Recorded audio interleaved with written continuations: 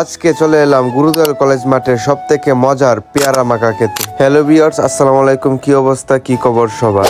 আমরা কলেজ মাঠে আড্ডা দিচ্ছিলাম, হঠাৎ করে বন্ধু জয় বলল চল পেয়ারা মাখা খেয়ে আসি। তারপর আমরা আর এক মুহূর্ত দেরি না করে চলে এলাম ভাইয়ের দোকানে পেয়ারা মাখা খেতে।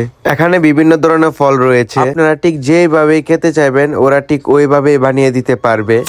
বিভিন্ন ধরনের আচার এবং মশলা দ্বারা তৈরি হয় এই মজাদার পেয়ারা মাখা। তারপর আমরা তাড়াহুড়া করে একটি অর্ডার দিলাম পেয়ারা মাখা। এখানে ছিল অনেক পেয়ারা, চালতা, আমড়া, বরই সহ অনেক বিভিন্ন ধরনের ফলমূল। আপনারা এখানে সিজন অনুযায়ী যে কোনো ফলের মাখা খেতে পারবেন। ভাই আমাদের পেয়ারা মাখাটি ভালোভাবে মাখিয়ে প্রস্তুত করে নিচ্ছিলেন।